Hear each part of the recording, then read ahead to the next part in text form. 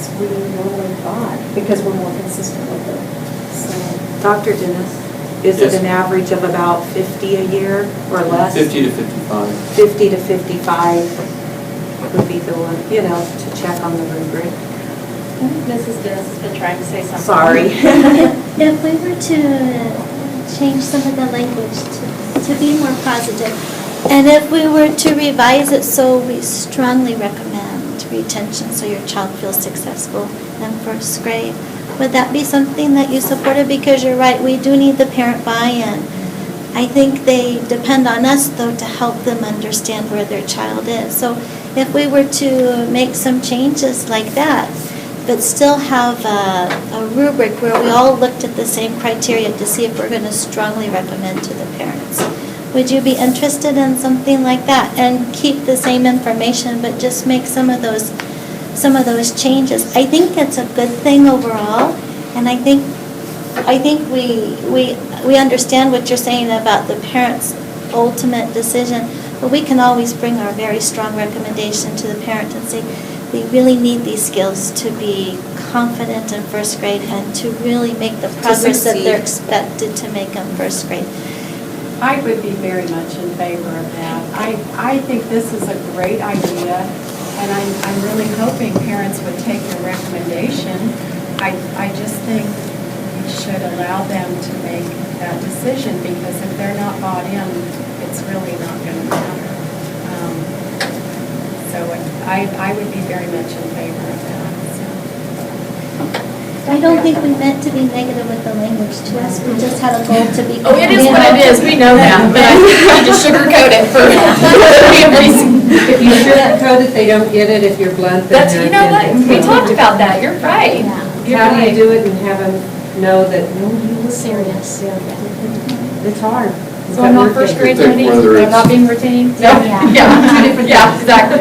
I think whether it's mandatory or parent choice, Rex, you and I got enough gray hair, we were there, you weren't really offered a choice, and you didn't want to go home when the choice was made either.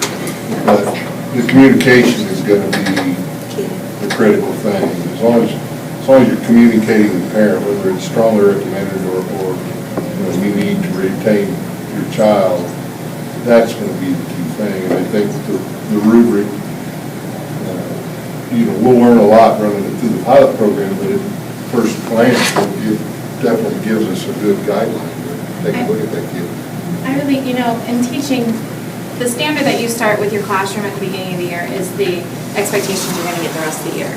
And so as a first grade teacher, being on this committee, I'm thinking, okay, the parents are going to come in, they're going to know the expectations, there's going to be that communication there. Wow, what am I going to see when they do come to my classroom? And I think if we set up that for the parents, if it is mandatory, this is what we expect, this is how we're going to do it, then when they get to my class, that communication is already there, the high expectations is already there, they already know what's coming. So I just feel like it's a domino effect. So I have that expectation from kindergarten, and then I have it in my class, then second grade's going to have it. And so I guess for me, having that mandatory retention, it also opens up communication between me and kindergarten, because I know exactly what they're expecting and when they come into my classroom. So I guess that's where I feel like it's just going to be a domino effect. I know they're going to work through this one and implement this thing, but just kind of curious, what if we get a first grader in here that doesn't meet the standard, comes from out of town? Do we put them in kindergarten, or do we allow them to? That's when we would do our tier system and do our interventions with them. Have you even thought about talking to Holcomb, since they have an open school policy, to move their kid if they don't like the decision of this district, to move their child over to Holcomb, and they're not first grade ready? Is there something that we can do parallel? Just curious thought. And see, but even if we adopted this just as strongly recommended, at least within the district, like in October, January, if I approach a parent in January and say, we've been working together, we know there's problems, they're not ready, I'm going to recommend retention, because you don't come to May and say, hey, I'm retaining your child. They can't just say, oh, well, we're going to go live in grandma's house and go to Buffalo Jones now because we want them to pass. We want them to go on.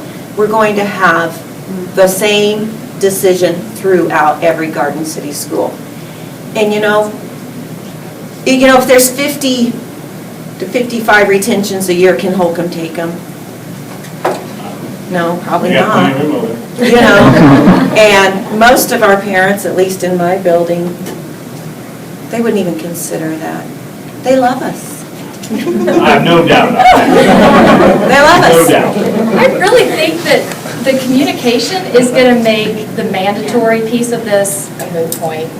So, Yeah. good job. Dr. Ava, I have another question. I know we've kind of talked about retention because we've talked about, as a couple of board faculty meetings, the inconsistency that we've seen and that we've heard here today between the schools. And I know you've commented about the mandatory, or the ultimate decision, whether it's with the parents or with the school district, but I can't remember your answer. He's being swayed. We've had a history in this district of probably the teacher working with the parent and it coming down to, particularly in the upper grades, of the teacher recommending, and hopefully the parent supports the recommendation, but if they don't, we have yielded to the parent at those upper grades. I would say that's been our practice, okay? Exactly what the philosophy that Jeannie shared. What I shared with this committee before they started was for me to support a mandatory retention program, we would have to have ongoing communication, set our expectations from the very beginning, constantly communicate with the parent throughout the school year to come up with competencies that were measurable, that we could share, that would be easily understood by the parent, and go all the way through the process and try to bring the parent along so that there was no surprises for the student or the parent. I have no problem of supporting these teachers' and principals' recommendation because of the open communication that I believe that they will have and the consistency we will have in the district, which we didn't have before. We were just kind of here and there. So did that answer your question?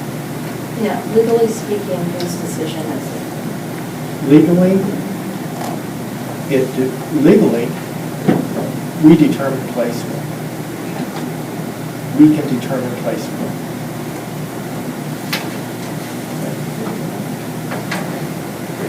We have not exercised that legal Right, and I appreciate that. practice. I appreciate that we have not done that, and that we. And really, this is the only place that we're considering it. I would guess we would continue with the same practice unless the governor's recommendation becomes law, and then, of course, we will follow that law. Well, we ask you to sleep on it. And just one more thing too is, most parents, when you are open with them and you communicate with them, they are on your side. So when you're talking to them in October and November and you're like, okay, I'm kind of seeing a problem, are you seeing the same things? They'll be like, yeah. You'll give them some things to work on at home and tell them the things that we've been working on. Then when you come back and you talk about that retention, they're mostly on your side, and they do know that their child needs an extra year, or they need that extra help. So most of the time, they are on our side. It's just making sure that communication is very open. But maybe something the school district does need to consider is, do we have any way to track kids that are retained to say whether this was successful or not successful? What do you think? Well, I think you could see how passionate they are. They put that amount of passion into this work. So anyway, whatever comes out of this, it's going to be much better for the district, much better for our kids, because we now have that consistency. So thank you.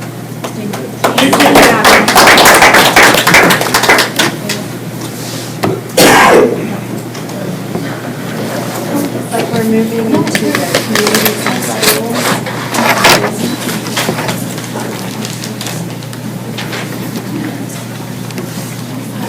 We have Terry Leatherman with us this evening, also Sharon Quinn, a teacher of ours up at the high school, and Lisa Knoll is here as well.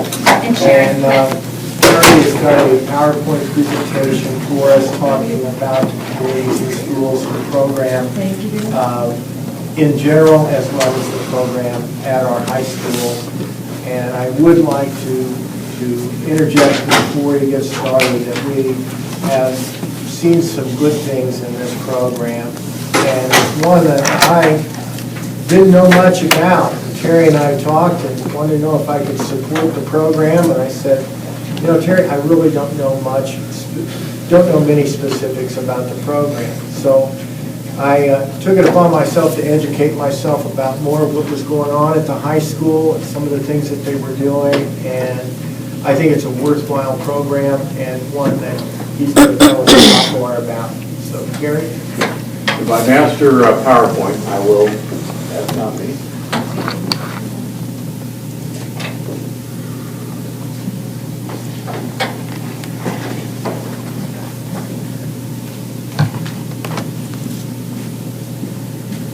A little nervous. This may not be the PowerPoint that had all the fancy transitions and slides and all that cool stuff that I worked on, but if not, I'll try to just be eloquent. Thank you very much for that, oh, okay. And I also very much appreciate your paperless policy, and I'm almost frightened to do this, but I brought packets of information on communities and schools. I hope you all don't mind me passing out to you. I hope I'm riveting enough that you'll want to read a little bit more about our program. But I think we're on the air. Thank you very much. I'm humbled to be here because I may not be qualified to be in your first grade. But I'm really, it's a wonderful opportunity, and thank you very much. I'd like to spend a little time talking about communities and schools, which has been a part of your district. It's now in its second year. What I'd like to do is, I appreciate you introducing our staff in the audience, and I introduced them at one point in the presentation, but it is our Communities and Schools Southwest Kansas Regional Manager is Lisa Knoll, and our site coordinator who works each and every day at the high school and at the alternative school is Sharon Quinn. Communities and Schools, just very briefly, we live on a mission daily of surrounding students with a community of support that will empower them to succeed in school and also to succeed in life. What we are principally dealing with, I think, is one of the largest problems we have in this city, this state, this country, and that is students who choose to drop out of school. It's a massive problem because it's widespread. Around 7,000 kids each and every day decide to drop out of school. It's a massive problem because it tends to impact the poor. It tends to impact minority populations. They tend to drop out twice as frequently as the rest of the population does. It has horrible consequences for that child. The employment opportunities for that child who drops out of school are minimal and fading. Their long-term career opportunities are very challenged. You have this challenging consequence that happens when a child drops out of school in that they have low employment opportunities, they tend to have low self-esteem, and they tend to have a whole lot of free time on their hands, which leads to some bad decisions. And as a result, this is also a huge problem for society. What we tend to find is that the dropout population will do little to contribute to our economy. They will do little to contribute to our overall workforce needs, especially tomorrow's more technological workplace. And they'll tend to be individuals who will use social services to a higher degree. And I guess the shocking fact that's always struck me is that 1 out of 8 white men in America who drop out of high school end up in prison. 1 out of 3 black men who drop out of high school in America end up in prison. By the way, this will start to be a lecture if I don't say off the bat here. I'd welcome any questions, comments that you all might have along the way. But anyway, that's the principal problem that we deal with every day, and we look at the issue of why does a child drop out of school, and we know it's not just because they can't handle things academically. It's usually a social reason. Perhaps it's because that child is hungry. Perhaps that child can't see the blackboard, and that's why they can't learn. Perhaps they've had no one to help them with their homework. Perhaps they've had no one to demonstrate how important they truly are. There are usually a whole lot of social reasons why a child chooses to drop out of school eventually. And that's why communities and schools turns to schools and says, can we help? And what we do is establish a program that tries to deliver two forms of social service inside of that school. What Sharon's doing each and every day at Garden City High School is one of two services within the CIS model. First of all, we have what we call the widely accessible prevention and intervention services. We call them whole school or level 1 services. And what we are doing there is working with the principal and the administration and the teachers in a school building to identify school-wide problems. And once those problems are identified, solutions or ways to address those problems are developed and presented during the course of the school year. Thus, we're able to provide broad sweeping change to an entire student body. Secondly, what we try to do is targeted and sustained individual interventions for children who are identified as showing all the tendencies of dropping out of school. Either they have poor attendance, poor behavior, poor academic performance. They're identified and they're enrolled in case management. And in case management, they work with that site coordinator to develop an individual plan to address their needs, and that site coordinator works with them throughout the school year to try to address their individual problems. So that's basically the CIS approach to working inside a school building. Try to do something for the entire student population with whole school services and try to address those students that are most challenged in the school building. This is just a little model that shows you kind of how visually we work. That site coordinator kind of works to bring all these community resources inside that school building so that they can benefit the students in need. As I mentioned, we have been a part of your high school since August of 2011 when we were able to open up our program at the high school. We're now in our second year there. I already mentioned to you that Lisa and Sharon are our staff here. We also have an AmeriCorps intern, AmeriCorps volunteer, if you will, who works inside the high school, Alexis Richardson, who is someone who was in the high school a year ago, right, Sharon? Graduated in December, yeah. Very good. So she's just literally very new on our staff and helping out in the work that we're doing inside the building. This year, the level 1 or whole school programs that we've had we've had 1,900 students benefit by programs that we've had in the school during the course of this school year. Some of those level 1 programs include addressing the basic needs of students. Sharon maintains a closet at the high school where if a basic need needs to be met, she can reach in it and try to provide it for that student. Where we're either trying to address hunger issues, trying to address clothing issues, trying to address school supply issues. We have had a successful program called Save Your Grades, which is a tutoring program that's been done to, especially around finals time, if I'm not mistaken, right, Sharon? Yeah, close time, yeah. We've had a career training, also college training program called Charting for Success that's been offered inside the school. Freshmen this year all participate in a program called Reality U, which is a financial literacy program that we take around where we, for one day, simulate the kids are 26 years old and they have to make buying decisions based on the curriculum that's laid out that day.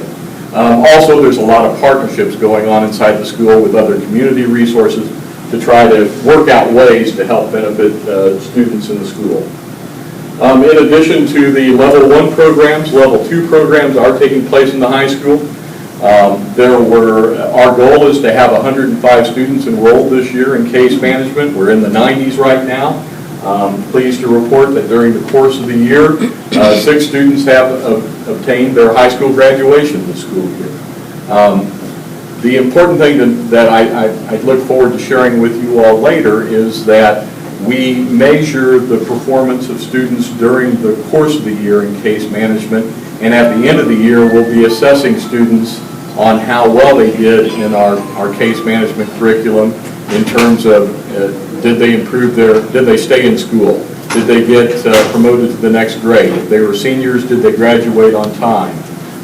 In terms of, we'll measure the ones who are enrolled for academic improvement to see how well they did, so on and so forth. So we try very hard at the end of the year to give some measures of the performance done in the school. I did want to mention to you that this program has been unique for communities and schools of Kansas because it's really been entirely funded by private sources.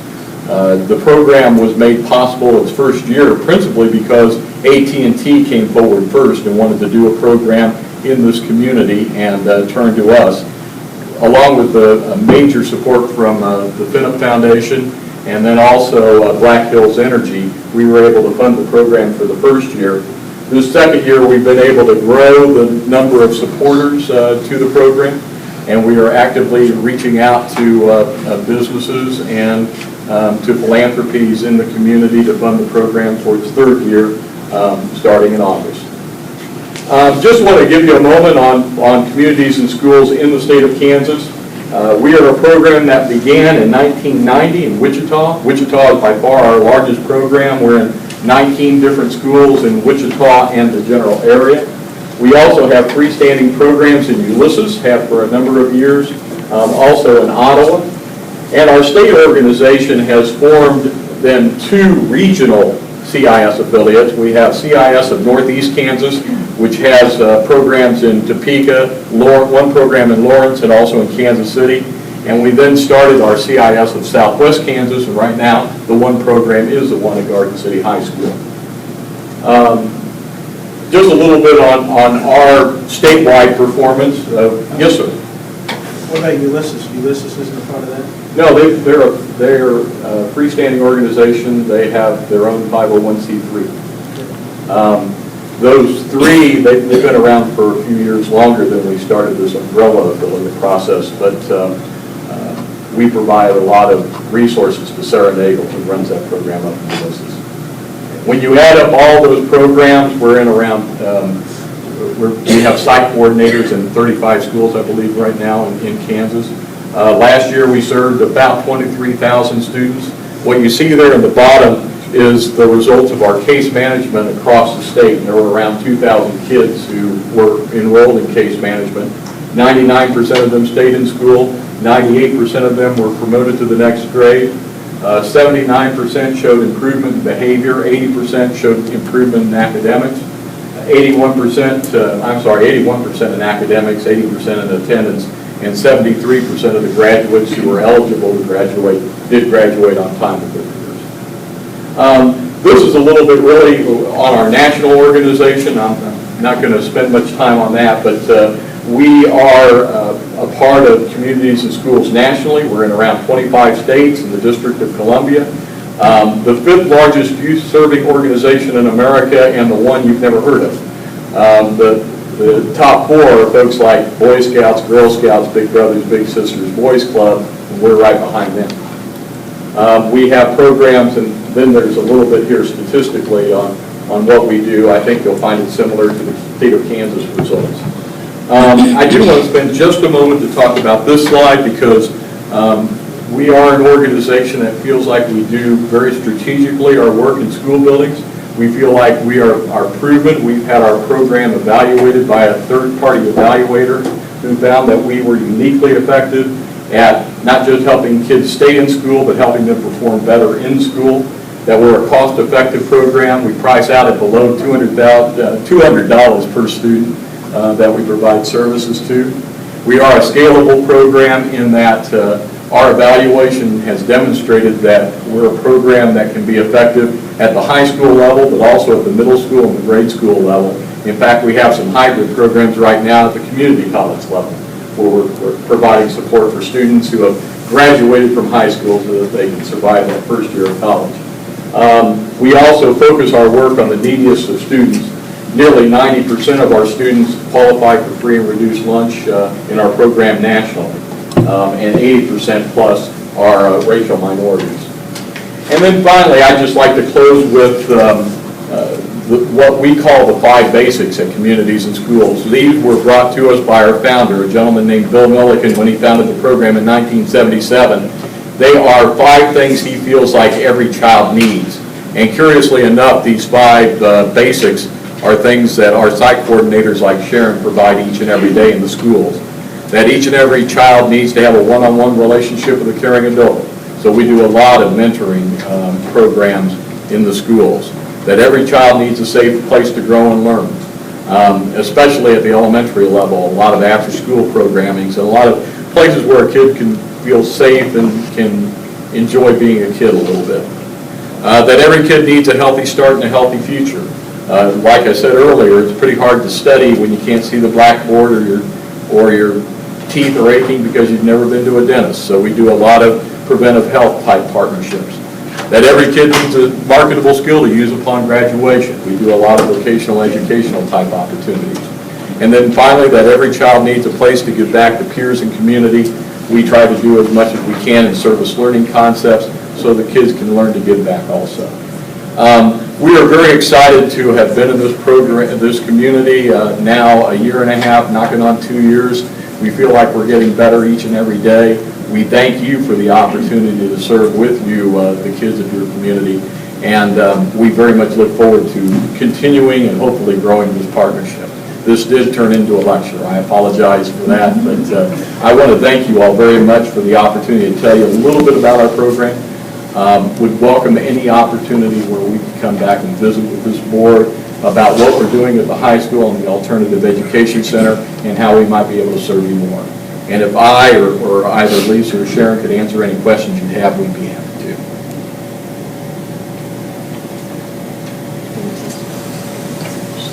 You,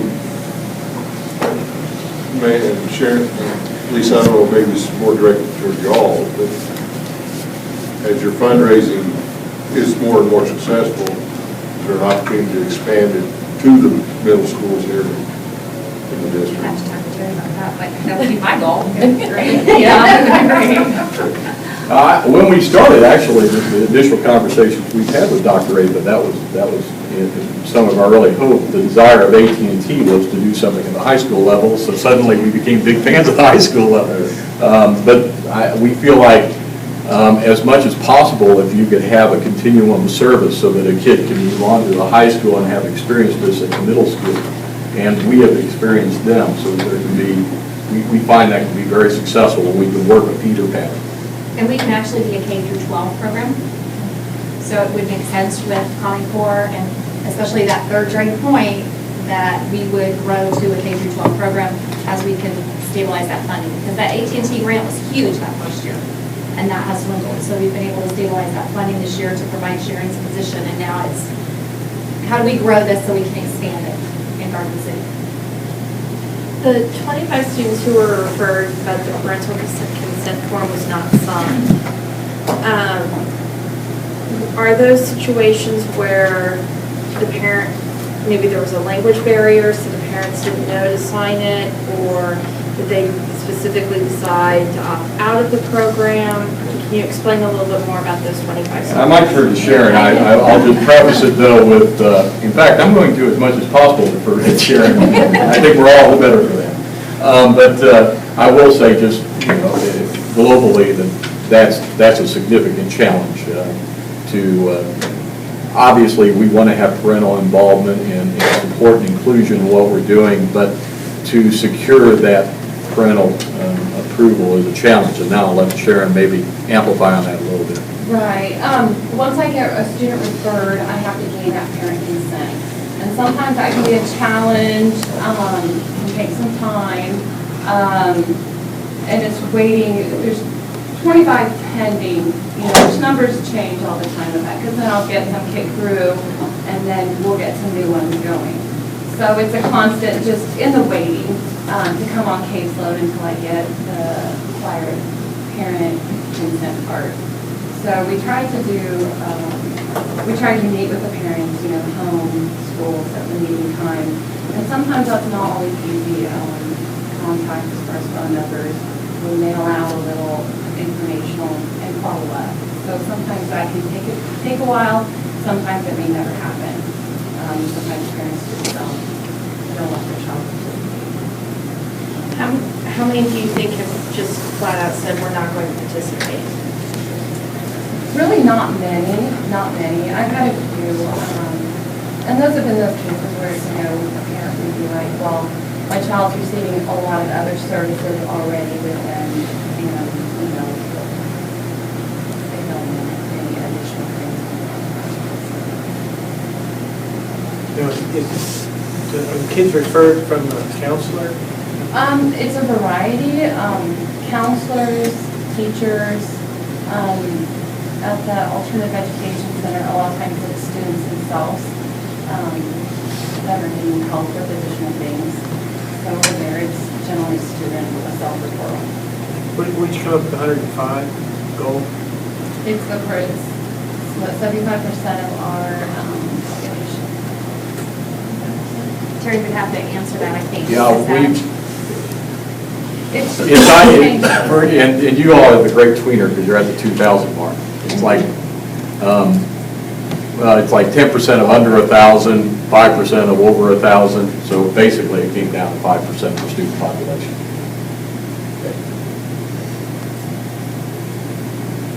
I'm very blessed that you're in our community and helping our students in our district. I think this is amazing.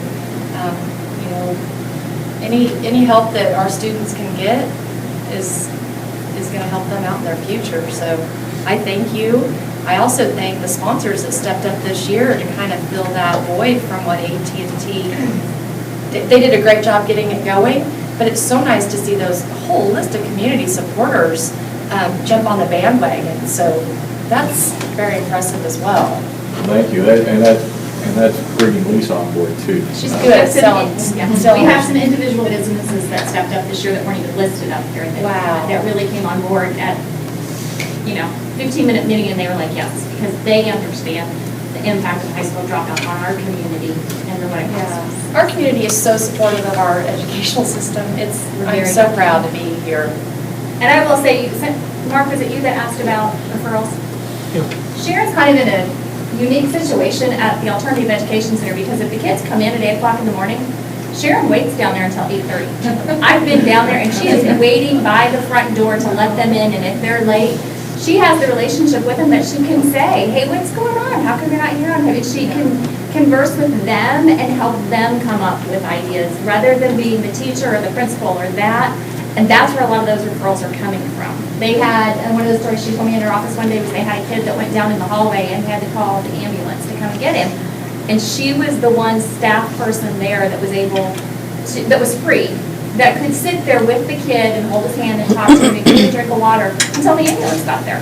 And so, when you do that with a kid, they're going to be in your office the next time there's a crisis. And so, Your number one basic is so important that it's listed there, and she's able to offer that. And they don't see her as a teacher or an authority figure, so it's... We have found that when we become ingrained in the fabric, then some marvelous things happen. I'd say, and I don't think Sharon will yell at me afterwards for saying this, the first year she's kind of standing up, notice me over here, and because there's so much going on and we're a brand new program, it really has taken a little bit of time, but I think, very much Sharon's now a part of both buildings and able to do more. And in fact, teachers are turning to her. We expect so much out of teachers. You expect them to be nutritionists and psychologists and also teach a little math and science. When they have another resource they can turn to and say, Jimmy or Jane has a problem, can you help them out with this or that? That's where I think we can do a lot of good for you all. And toward the question earlier of being in the middle school, I think we're looking to more and more diversify that funding stream. We've talked a little to the state of Kansas about the idea. We're trying to identify different funding sources so that we're not, and in the case of this community, not dominant just in the business community, but trying to identify as many funding sources as we can so that perhaps as we have successes here, they'll bear more successes in the middle schools and perhaps elementary schools also. Well, I think the indispensability, I guess, of Sharon to a certain extent has been recognized, because I know we heard about it at the board faculty meeting at the Alternative Center. So, and they really appreciate, it sounds like, the program and what's going on. Well, thank you. We don't want to be a quiet success. We'll try to be louder and hopefully have a lot of successes too. And really, we welcome being a resource to this board. If we can provide you with any information or respond to any questions, we welcome the opportunity. Well, this is a great program, and I'd really like to see it expand downward, because from what we've heard, students make a decision when they're about in 5th grade whether they think they're going to be academically successful in school. And to have support more at that level would be wonderful, because maybe we wouldn't need it so much at the higher grades. So I commend you and thank you for working so much. I hope we are able to continue to get funding and move that program down into the lower grades as well. Well, thank you very much for this opportunity to visit.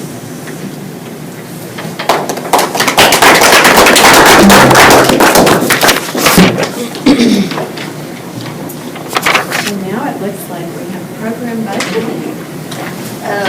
As you're all aware, we had our budget work group meeting last Tuesday, and I want to thank all of you for being there at the meeting.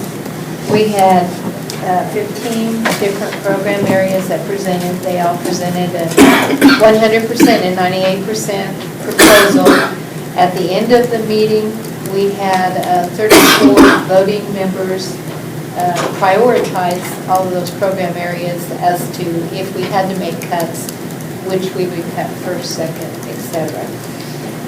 The 34 members are all of the program chairs, and then we had certified staff, classified staff, and we had I think we had 11 parent community members present. After the prioritization was tallied, we're making a recommendation to you this evening that 3 of the program areas be funded at 100%, and that would be elementary, education, middle school, and health services. All the other programs at this point in time we're recommending being funded at 98%. If we find that more funds, we have more revenue sources available than what we think we will at this point in time, then we can move further down on the list.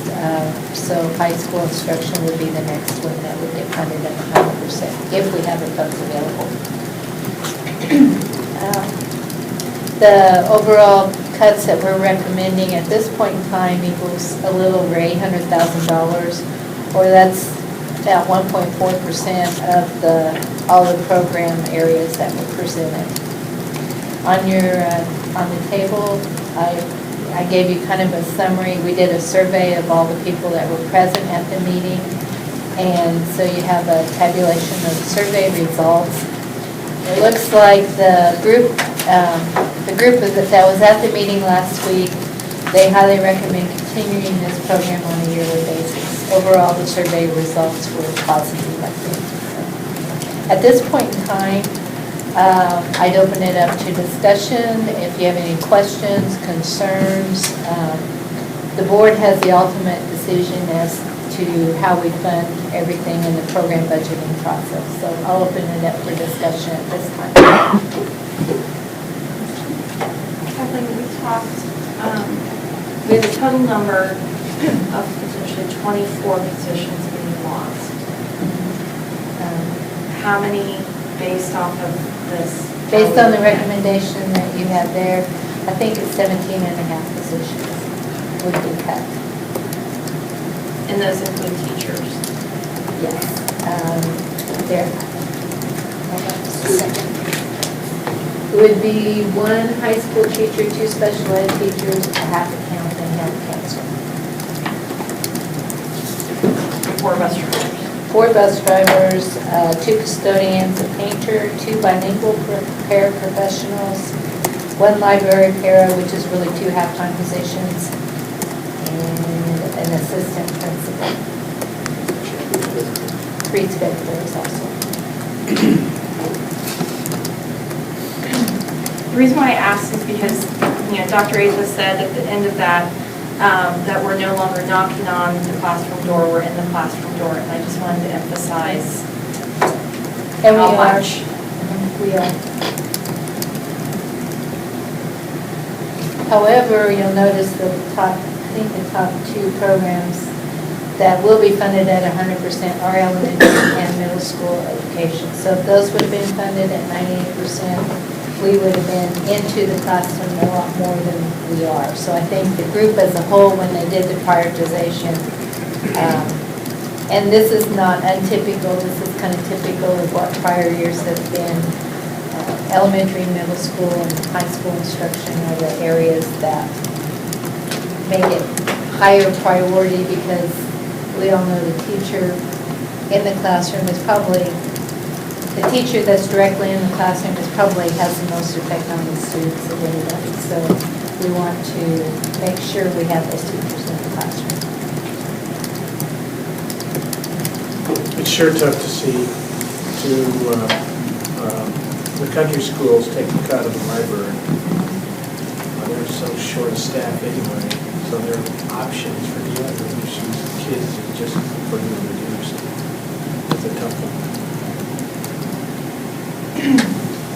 The whole process was painful to hear. I mean, it was several hours long. I think we got over 9 or 10 o'clock that night.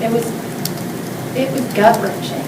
And the fact that it looks like Laura put a spotlight on how many people this teachers and it's going to touch is just incredibly sad.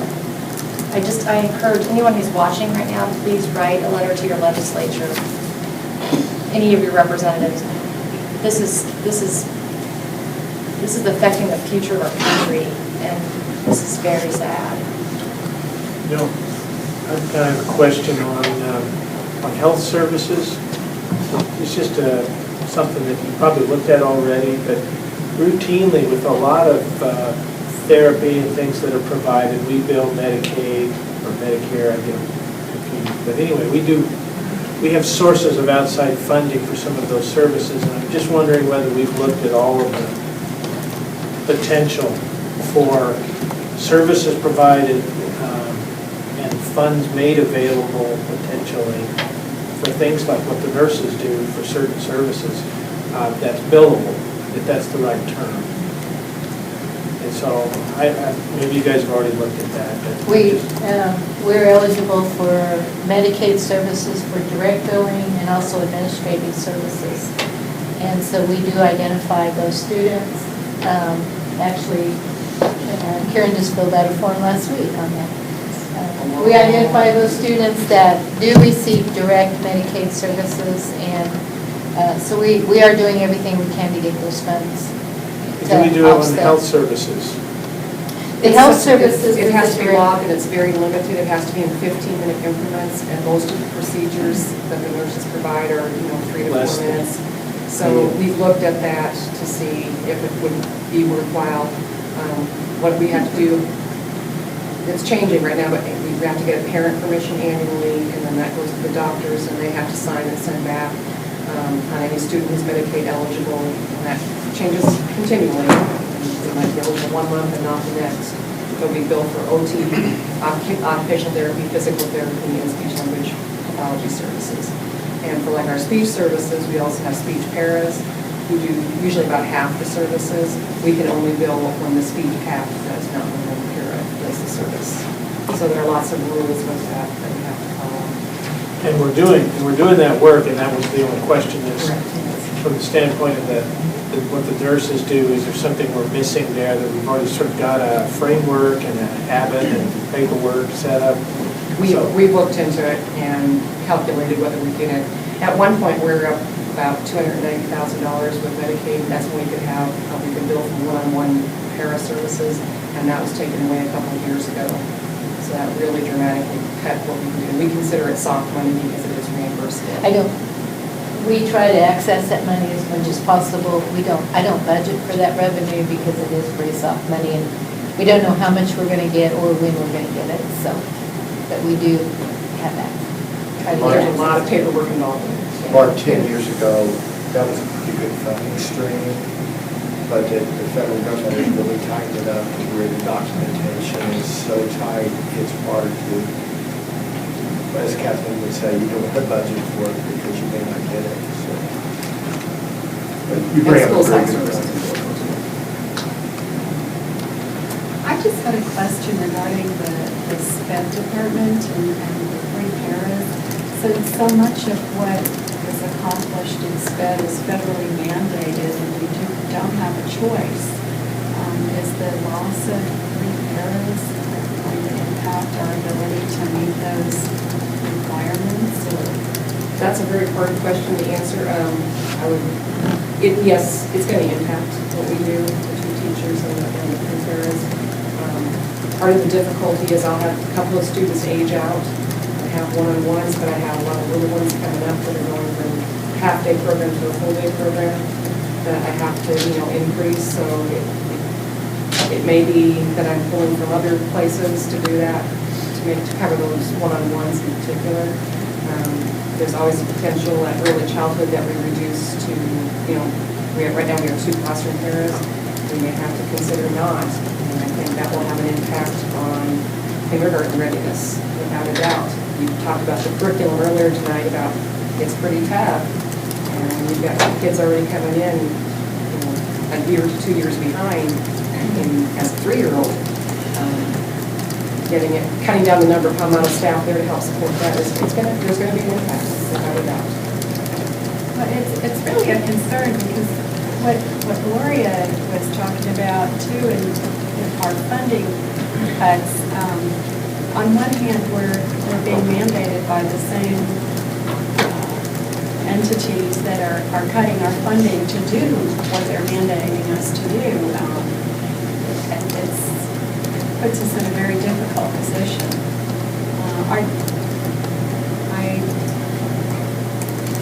I think that, continuing to contact the legislature and the federal legislators would be good to make sure that they are aware of what the impact is on their decisions and on their mandates. They can ask us to do any number of things, but not providing any funding for those things really ties our hands. The federal government actually provides about 16% of our budget in special education. That's actually what it comes down to. Which is mandated. So that's a perfect example of how deep it comes in. We have to get that money from somewhere else. It's ridiculous. Well, the somewhere else used to be the state, but The state's not stepping up. not doing that either anymore. So it's really hurting our children. It's hurting our future.